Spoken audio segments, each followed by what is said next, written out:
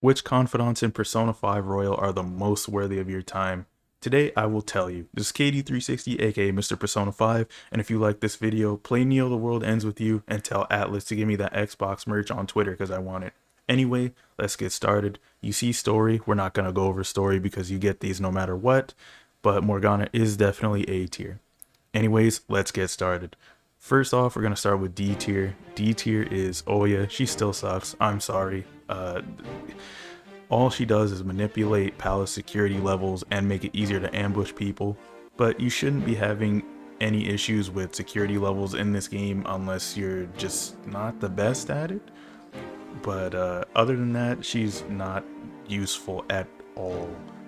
So yeah, I'm sorry, Oya, forgive me.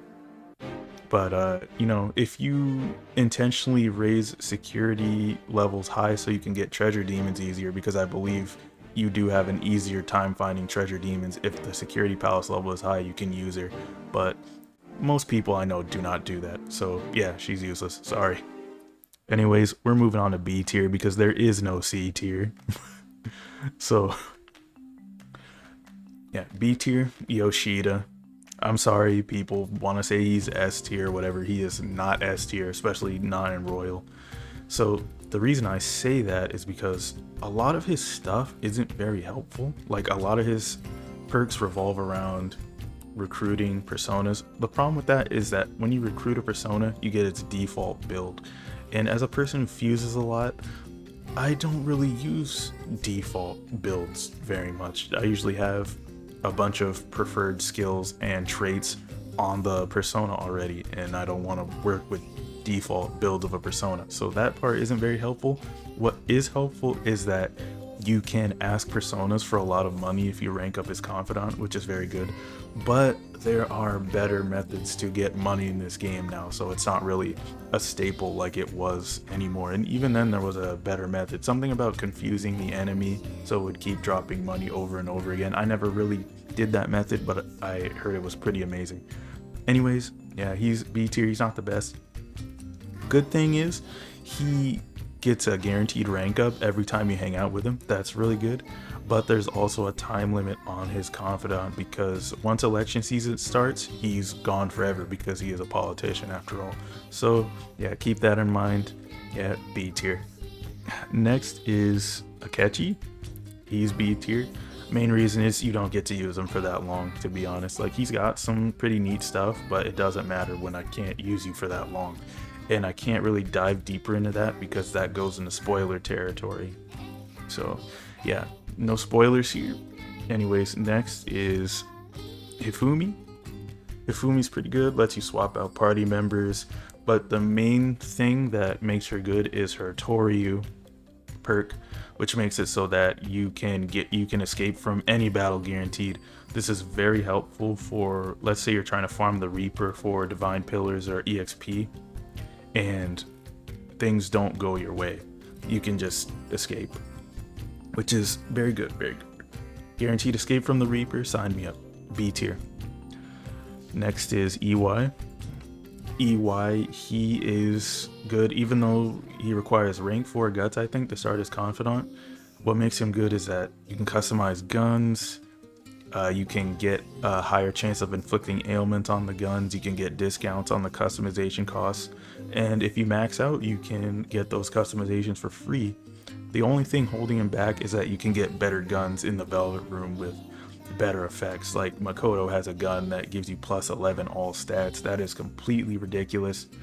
Fusion alarm weapons, they're just better than whatever EY has in the shop, but that's not something you need to concern yourself with till like end game. For most of the game, he is really good, and that's why he's B tier. All right, next is Kasumi. So Kasumi, she's got a couple neat things, like she can stop you from being surrounded if you get ambushed in a battle, which is very neat. She can also give you a hook that you can use to ambush enemies from a distance, and normally I wouldn't pay it any mind because of other things, but you can use this if you have Haru to get technical damage, because sometimes the enemies will have some mental ailment that you can hit with side damage to get technical. So that's pretty good. and she has pretty good skills later on in the game. She can make it with her trait that you get a 50% chance to avoid a knockdown if you get hit with your weakness, which is pretty good. And she has a good build for utilizing like getting crit damage. So she has multi-hit attacks, crit boosting stuff. Very good. So B tier. Next is Haru. So what makes Haru pretty good is that the plants, you can plant those and you can get veggies that fully restore SP or increase damage. And she can get skills later on that reflect all attacks except Almighty and decrease ailment chances by 50%. It's solid, but not as good as some other options. And the main reason I can't put her any higher than B tier is because that stuff, the veggie growing, that stuff takes time compared to other SP obtaining options. So it's not as good as others. Still solid, but not the best. Next is Tai. So I know a lot of people would say Tai is S tier. She is not S tier. I don't know what you guys are talking about. She's solid, but nowhere near S tier. There's just too many other better options in this game. But what she does is she's got a clinic. She gives you recovery items. And there's one item that people swear by so much called SP Adhesive 3. And it's good, but it's not A tier, S tier good in my opinion. There are other options for restoring SP that are much better. In fact, this game has too many in my opinion. Anyways, next up, we've got A tier, Shinya. Shinya, there's one reason he's A tier. Downshot. It's just too good. You get a guaranteed knockdown on an enemy, and later on in the Confidant, you can even ignore resistances when you get the downshot, because, you know, gun skill. Some enemies are resistant to gun, don't matter. Downshot, bam, we're in there. He's also got some other cool skills like bullet hail, where if you ambush an enemy, you can do a little bit of damage before the fight even starts. You can increase the chances of getting ailments with a gun. So if you have one of EY's guns that has a high chance of inflicting an ailment, and you have that perk on this guy, then the ailments are gonna be rolling in. So that's pretty solid. He also has a warning shot for making it easier to make negotiations go in your favor, so that's pretty good too. But downshot is the main reason he's an A tier, because it's pretty much a get out of jail free card if you don't have the proper setup. There's some enemies that also have no resistance at all, and downshot is perfect for enemies like that. Next is Sojiro. So Sojiro, he's great. He lets you make coffee and curry. Coffee restores individual SP, curry restores party SP, and it's really good, especially combined with other confidants where you won't have to waste time making this stuff. The only downside, and what keeps it out of S tier in my opinion, is that if you reach rank 4 with this confidant, you cannot progress it any further until after August 27th. So that's a lot of time you're losing on that confidant, and that's really unfortunate. It's still amazing, one I like to focus on, but it's not S tier for that reason. Next is On. So she's got a couple things, like she can make an enemy cancel their action, and she can make enemies ask for less during a negotiation if they have a hostage. But what puts her in A tier, in my opinion, besides the party member skills, which would put her in B tier, but in this game, she gets some more skills and traits later on. She gets a skill that gives the whole party concentrate, and on top of that, there is a chance that she can decrease SP costs for the whole party by half, which is very good. So that's why she's in A tier. Next up, we have Makoto. The reason I have Makoto over On is because it's not because of her like basic perks, because I think Ons are better. Like Makoto, you can see an item, and you can see if an enemy will nullify, drain, or reflect your attack. But what puts her here and over On, in my opinion, are the skills that she gets later on in the game. She pretty much gets debilitate for a whole mob of enemies, and she gets a trait that increases the chances of inflicting ailments by 50%, which is very useful. It's, in fact, in my opinion, it's more useful than what An gets, which is why I put Makoto over her. Next up, we have Yusuke. Oh, sorry. Yusuke goes right there. So, Yusuke, he's very good. He's got, party member skills, and he has the ability to duplicate and create skill cards. And if you've given him a card to duplicate before, he can make it without you needing the card again. And if you progress the Confidant further, he can just make the card on the spot without taking up time, because normally it takes up time. But you can have him instantly make the cards too if you get his Confidant high enough, which is amazing. And later on in the game, he gets skills and traits. He gets a skill that pretty much gives the whole party Heat Riser, and he gets a trait that makes it so that your evasiveness is increased by a lot. So yeah, pretty solid, very good. Yusuke, in my opinion, best playable party member, or second best, I'm sorry. Anyways, next up, S tier, Mishima. I know people don't like Mishima. I don't like Mishima either, but he's just too good. First of all, you get a guaranteed rank up every time you hang out with him. Second, all of his skills revolve around giving your backup members EXP and giving all of you guys bonus EXP. So there's no reason for it not to be S tier. It's just too good. Guaranteed rank ups every time. EXP boost for everyone. You don't need to swap between party members to grind their levels. Easy S tier. Nothing else to talk about. Next is Maruki. Maruki's dumb. He's dumb. First of all, he has Detox X, which makes it so that if Joker gets an ailment, there's a chance that he recovers from it in the next turn. And if the Confidant's high enough, it's pretty much guaranteed that Joker recovers from the ailment. He also has Flow, which gives Joker charge and concentrate at the start of a battle. Not guaranteed, but chance. But higher Confidant, higher chance. And if you think that's it, no. When Joker's SP is low, he can also get 100 because of Maruki's perks.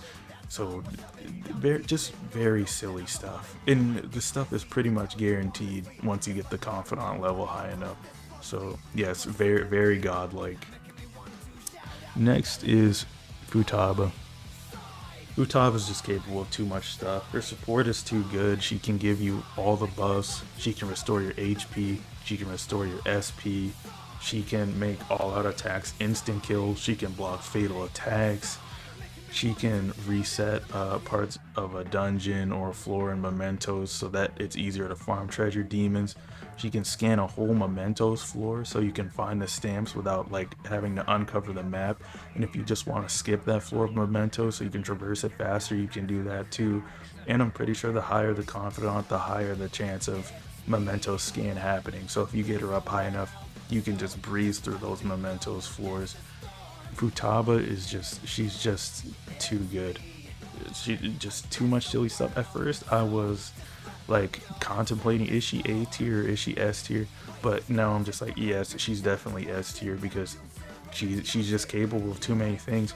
I forgot she can also if you ambush an enemy, or I don't even think you have to ambush him, he can begin a holdup as soon as a fight starts.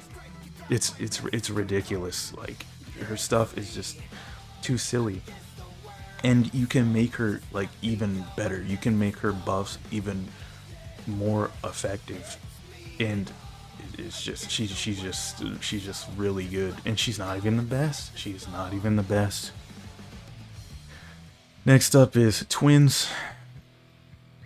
Twins are too good, too busted, especially in this game. I think if in vanilla, I would make them not S tier, A tier. But in Royal, they just did something so silly. They made it so special treatment is rank 5 instead of rank 10. In vanilla Persona 5, that was their rank 10 perk, which made it so that you could make personas that were higher level than you in exchange for money, but now it's rank 5.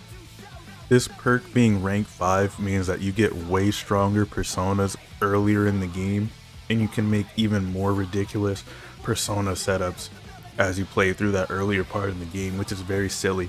And then for rank 10, what did they do?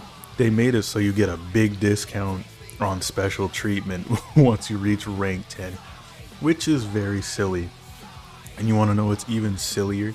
You don't have to spend time hanging out with these guys to increase the Confidant.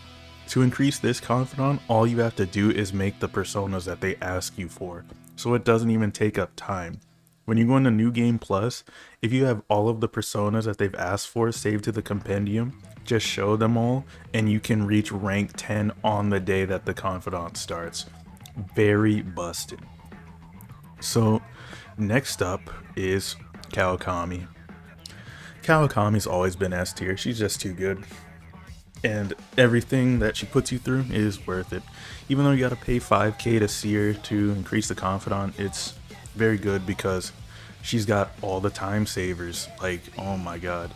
If you're in class, you can slack off in her class, you can read books, you can sleep to progress a Confidant, you can increase your social skills while you're slacking off in class, and you can even make infiltration tools. It's pretty crazy.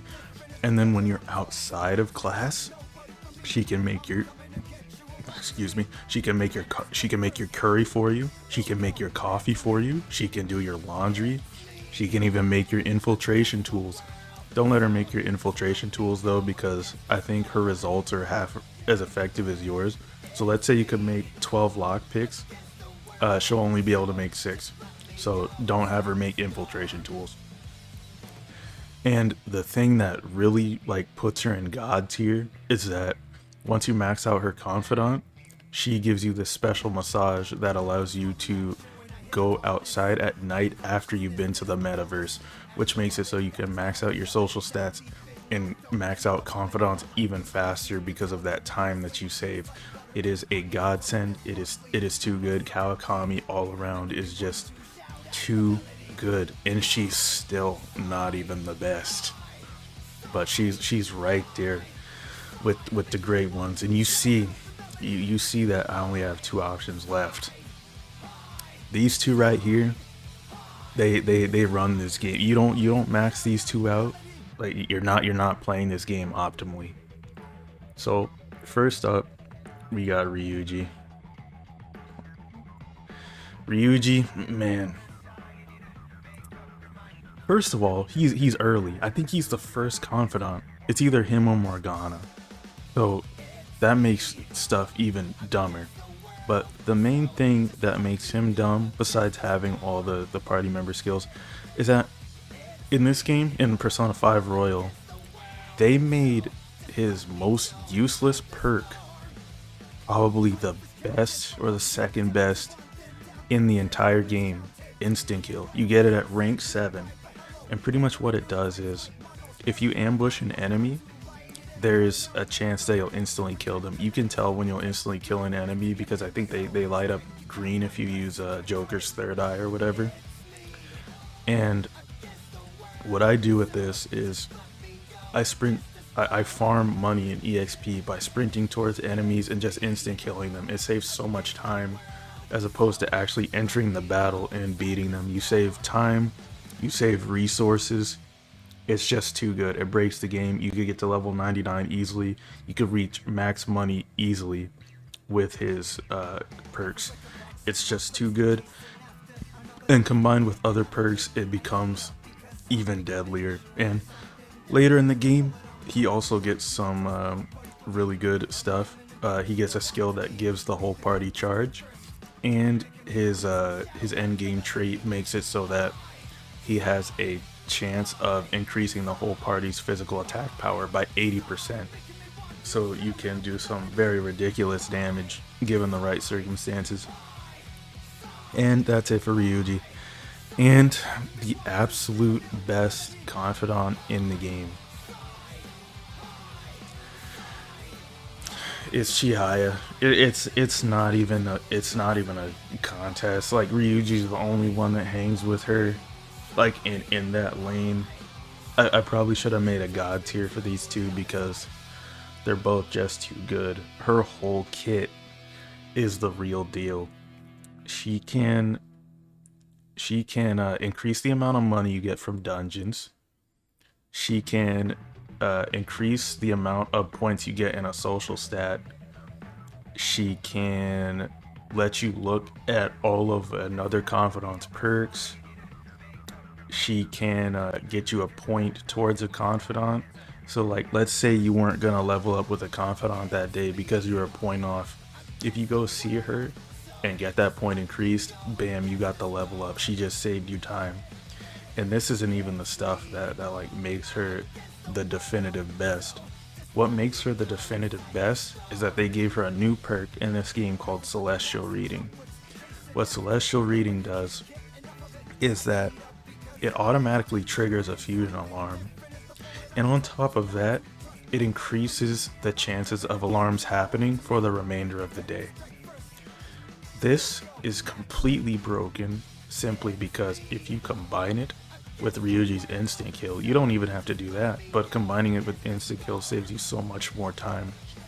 But you can get alarms, fuse a persona, take your favorite persona, strengthen it using the fuse persona so that it's guaranteed to fail, and that persona gets 10 stat points scattered like across its stats, and you can do this over and over again until all of its stats reach 99. Very broken. It breaks the game. It's one of the things, in my opinion, that just makes the game way too easy. She is the absolute best alongside with Ryuji, and it's not even a contest. She's just too good. Anyways, that concludes this video. I would prioritize S and A tier. B tier doesn't really need that much of your attention. Well, Hifumi kind of does, because you're definitely gonna want Toryu. Even though I put her in B tier, it's just that Toryu is the only thing that really makes her like worth hanging out with, in my opinion. But yep, that's everything. These are the best confidants in Persona 5 Royal. Thank you for sticking around. If you like what you saw, make sure you play Neo The World Ends With You, and tell Atlas on Twitter to give me that Xbox merch. So just let me go against the storm.